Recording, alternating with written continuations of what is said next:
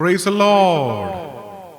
എല്ലാ പ്രിയമുള്ളവർക്കും ക്രിസ്തു യേശുവിൻ്റെ ധന്യനാമത്തിൽ സ്നേഹവന്ദനങ്ങളെ അറിയിക്കുന്നു. റിവർ ഓഫ് ലൈഫിൻ്റെ മറ്റൊരു എപ്പിസോഡുമായിട്ട് നിങ്ങളുടെ മുൻപാകെ ആയിരിക്കാൻ ദൈവം തരുന്ന നല്ല ഈ സമയത്തിനായിട്ട് സ്തോത്രം. ഒരു പാട്ട് പാടി ഒരു വചനം പറഞ്ഞ് നിങ്ങൾക്ക് വേണ്ടി പ്രാർത്ഥിച്ച് ഇന്നത്തെ ഈ സെഷൻ അവസാനിപ്പിക്കാൻ ആഗ്രഹിക്കുന്ന ഈ സെഷൻ നമുക്കെല്ലാം അനുഗ്രഹമാകട്ടെ എന്ന് പ്രാർത്ഥിക്കുന്നു.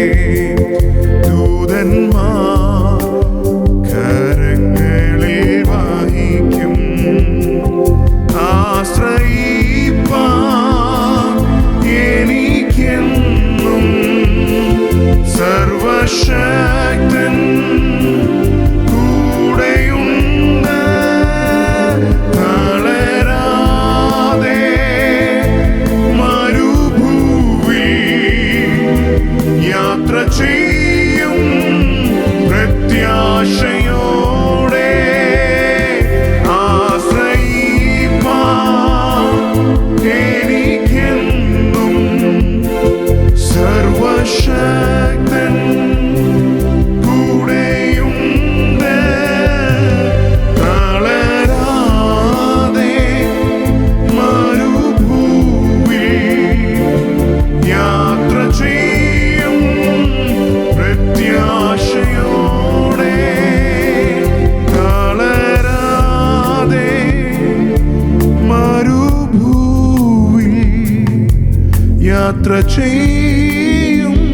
പ്രത്യാശയോടെ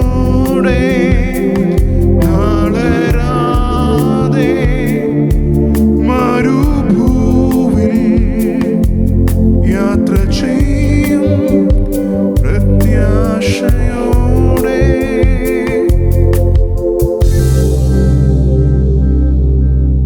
പ്രൈസ് ലോർഡ്.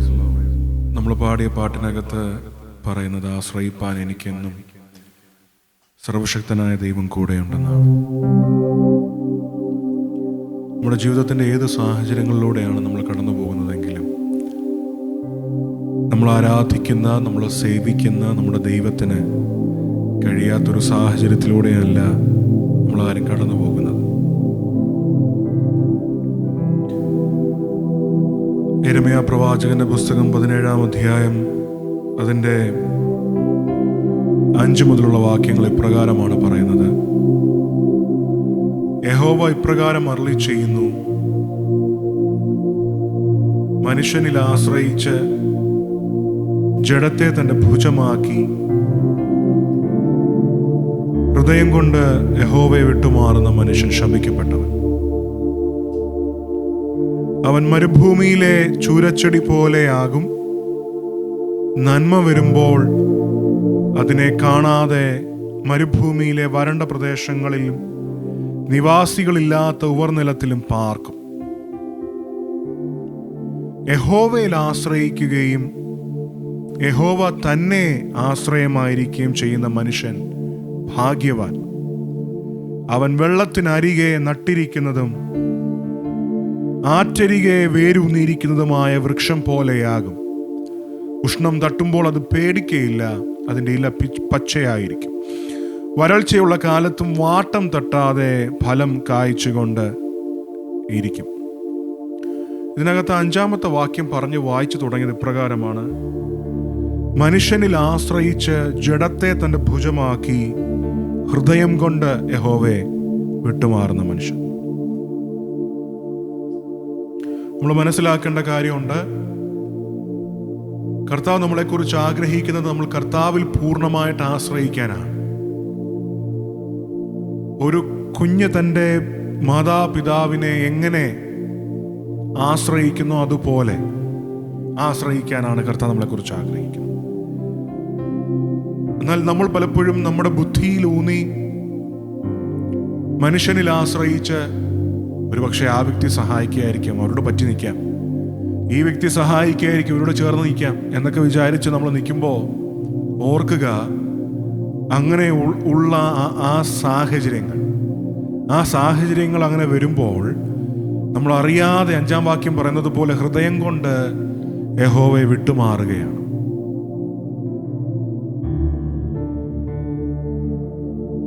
സ്തോത്രം. കർത്താവ് ആഗ്രഹിക്കുന്നത് നമ്മൾ മനുഷ്യരിൽ ആശ്രയിക്കാനല്ല. ഏത് സാഹചര്യം ആയിക്കോട്ടെ, പ്രിയമുള്ള സഹോദരങ്ങളെ, ദൈവമാണ് നിങ്ങൾക്ക് വേണ്ടി വഴി തുറക്കുന്നത്. അത് മനുഷ്യനല്ല, മനുഷ്യനാലല്ല, ദൈവത്താലാണ്. എന്നാൽ നമ്മൾ മനുഷ്യരിൽ ആശ്രയിക്കുമ്പോൾ കർത്താവ് ചിലപ്പോൾ ആ വഴികളെല്ലാം അടച്ചെന്ന് വരും. ദൈവത്തിൽ നമ്മുടെ ആശ്രയം വെച്ചാൽ കർത്താവ് തമ്പുരാൻ തന്നെ നമുക്ക് വേണ്ടി അവിടുത്തെ ഹിതപ്രകാരം, തിരുഹിതപ്രകാരമുള്ള വഴികൾ നമുക്ക് വേണ്ടി തുറന്നു തരും. അതുകൊണ്ടാ പഴയ പാട്ടുകാരൻ ഇപ്രകാരം പറയുന്നത്: മനുഷ്യരിലാശ്രയമോ ഇനി വേണ്ട നിശ്ചയമാ, ദൈവത്തിലാശ്രയമോ അത് ഒന്നാണ് എനിക്കഭയം. മനുഷ്യരിലാശ്രയമോ ഇനി വേണ്ട നിശ്ചയമാ, ദൈവത്തിലാശ്രയമോ അത് ഒന്നാണ് എനിക്കഭയം. അബ്രഹാമിൻ ദൈവം, ഇസഹാക്കിൻ ദൈവം, യാക്കോബിൻ ദൈവമെന്നും കൂടെയുള്ളതാ. അബ്രഹാമിൻ ദൈവം, ഇസഹാക്കിൻ ദൈവം യാക്കോബിൻ ദൈവമെന്നും കൂടെയുള്ളതാ. സിയോൻ യാത്രയതിൽ മനമേ ഭയമൊന്നും വേണ്ടിനിയും. അതുകൊണ്ട് ഈ സിയോൻ യാത്ര പോകുന്ന സഹോദര സഹോദരി, ഭയമൊന്നും നമ്മുടെ ഹൃദയത്തിൽ വേണ്ട. മനുഷ്യരിലുള്ള ആശ്രയങ്ങൾ വേണ്ട. വഴി തുറക്കുന്നത് ദൈവമാണ്.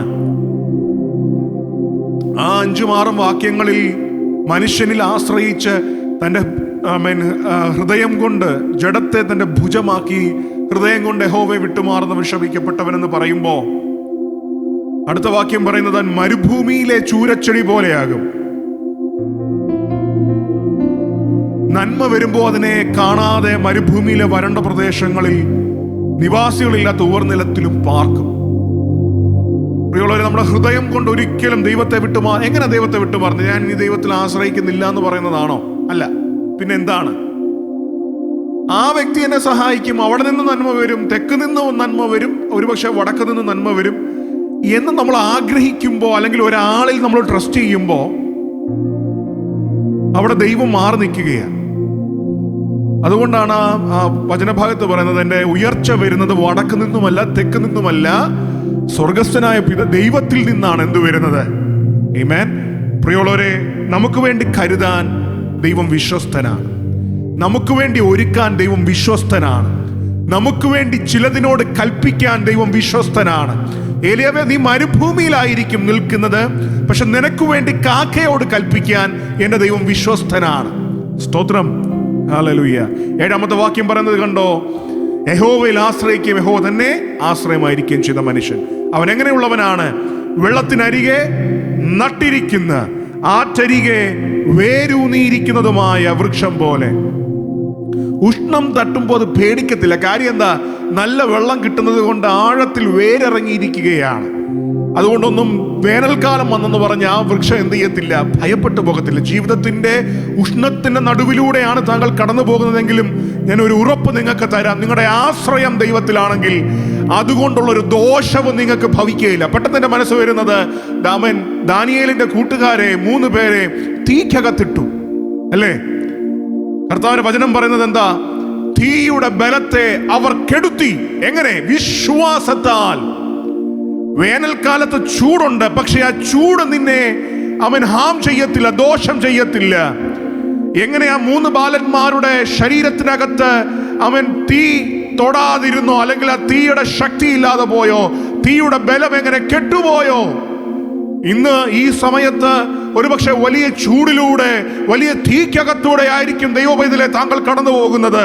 ഞാൻ ആത്മാവിൽ ഒരു കാര്യം പറയാം, നീ വിശ്വസിക്കാൻ തയ്യാറാകുമെങ്കിൽ, നീ ദൈവത്തിൽ ഒന്ന് ആശ്രയിക്കാൻ തയ്യാറാകുമെങ്കിൽ, മാനുഷികമായ സകല വഴികളും അടഞ്ഞോട്ട കർത്താവെ, കുഴപ്പമില്ല, മനുഷ്യരിൽ ഞാൻ ആശ്രയിക്കത്തില്ല, എൻ്റെ ആശ്രയം അങ്ങിലാണ് എന്നൊരു വിശ്വാസിയെ താങ്കൾ ഇന്ന് രാത്രി പറയാൻ, ഈ സമയം പറയാൻ തയ്യാറാകുമെങ്കിൽ, നിങ്ങളായിരിക്കുന്ന തീ അത് നിങ്ങൾക്ക് ദോഷം ചെയ്യാതിരിക്കാൻ അതിൻ്റെ ആ ബലത്തെ കെടുത്തിക്കളയുന്ന ഒരു ദൈവത്തെയാണ് നാം ആരാധിക്കുന്നതെന്ന് പറയുമ്പോൾ എത്ര പേർക്ക് സന്തോഷമുണ്ട്.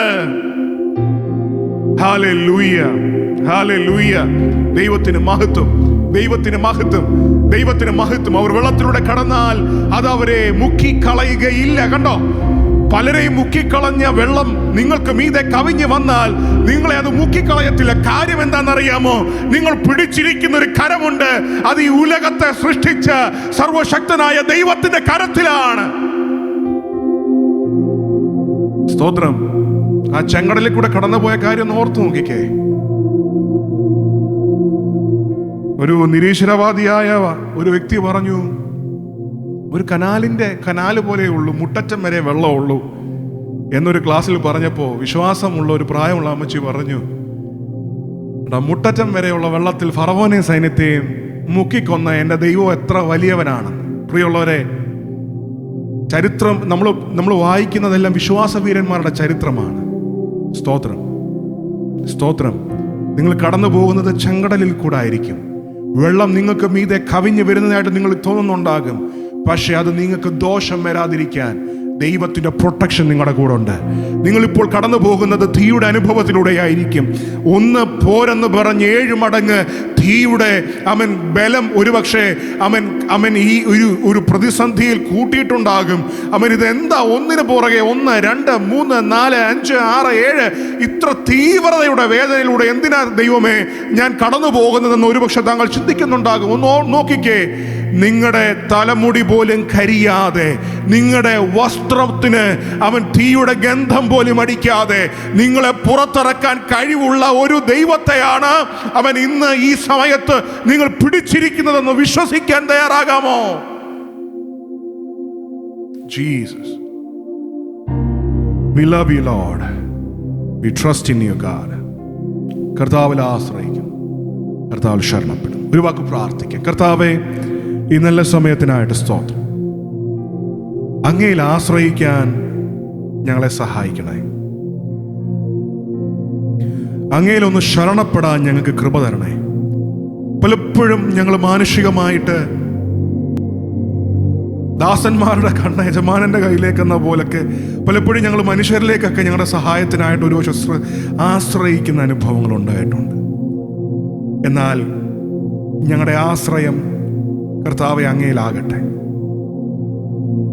അങ്ങയിൽ ആശ്രയിക്കുന്നവർ ആറ്റരികത്ത് നട്ടിരിക്കുന്ന, തക്ക കാലത്ത് ഫലം കായ്ക്കുന്ന, വേരിറങ്ങിയിരിക്കുന്ന, ഇലവാടാത്ത വൃക്ഷം പോലെ, വേനൽക്കാലത്തെ ഉഷ്ണത്തിനെ പേടിക്കാത്ത ആ വൃക്ഷം പോലെ. ആ 3 ബാലന്മാർ തീക്കകത്തൂടെ കടന്നു പോയപ്പോ ആ തീ അവരെ തൊടാതിരുന്നത് പോലെ, കർത്താവേ, എന്തെല്ലാം പ്രതിസന്ധികളിലൂടെ കടന്നു പോയാലും അങ്ങയിൽ ആശ്രയിക്കുന്ന ഞങ്ങളുടെ മക്കളായ ഞങ്ങളെ ശത്രു തൊടാതെ, ആ പരീക്ഷ ഞങ്ങളെ ദഹിപ്പിച്ചു കളയാതെ, തീ ഞങ്ങളെ ദഹിപ്പിക്കാതെ, ഞങ്ങളുടെ വസ്ത്രത്തിൽ ഗന്ധം പോലും വരാതെ, വെള്ളം ഞങ്ങളുടെ മീതെ കവിയാതെ ഞങ്ങളെ പരിപാലിക്കുന്ന ദൈവകൃപയ്ക്കായിട്ട് സ്തോത്രം. എനിക്കുൾപ്പെടെ കർത്താവേ, ഈ വചനം ശ്രദ്ധിക്കുന്ന എല്ലാ പ്രിയമുള്ളവർക്കും അങ്ങയിൽ ആശ്രയിപ്പാൻ ഒരു പുതിയ തീരുമാനം ഈ സമയങ്ങളിൽ നൽകി തരുമാറാകണമേ. അങ്ങ് ഞങ്ങളെ തീക്കകത്തേക്ക് നയിച്ചാലും അവിടെ ഒരു കരുതലുണ്ടല്ലോ. ചെങ്കടലിന്റെ മുൻപിൽ ഞങ്ങളെ കൊണ്ടുപോയിട്ടുണ്ടെങ്കിൽ അവിടെ ഞങ്ങൾക്ക് വേണ്ടി ഒരു കരുതലുണ്ടല്ലോ. ആ കരുതലിനായി ഞങ്ങൾ അങ്ങേക്ക് ഒരുമിച്ച് സ്തോത്രം ചെയ്യുകയാണ്. നിന്റെ കുഞ്ഞുങ്ങളെ എല്ലാവരെയും അനുഗ്രഹിക്കണമേ, വിശ്വാസത്തിൽ ബലപ്പെടുത്തണമേ, ക്ഷീണിച്ചു പോകാതെ അങ്ങോട്ട് പറ്റി നിൽപ്പാൻ എല്ലാവരെയും സഹായിക്കണം. ബ്ലസ് ചെയ്യുന്നു ക്രിസ്തുയേശുവിൻ നാമത്തിൽ തന്നെ, ആമേൻ. കർത്താവ് നിങ്ങളെല്ലാവരെയും അനുഗ്രഹിക്കട്ടെ. ധൈര്യത്തോടെ അധികം കർത്താവിൽ ആശ്രയിച്ച് മുൻപോട്ട് പോകാം. God bless you all. River of ലൈഫിന്റെ മറ്റൊരു എപ്പിസോഡ് നിങ്ങൾക്ക് അനുഗ്രഹമായി എന്ന് വിശ്വസിക്കുന്ന മറ്റുള്ളവരിലേക്ക് ഷെയർ ചെയ്യുക. നിങ്ങൾക്ക് പ്രാർത്ഥനാ വിഷയങ്ങളോ മറ്റു കാര്യങ്ങളോ പറയാനുണ്ടെങ്കിൽ കമന്റിലൂടെ അറിയിക്കുക. ദൈവം നിങ്ങളെല്ലാവരെയും അനുഗ്രഹിക്കട്ടെ. God bless you all.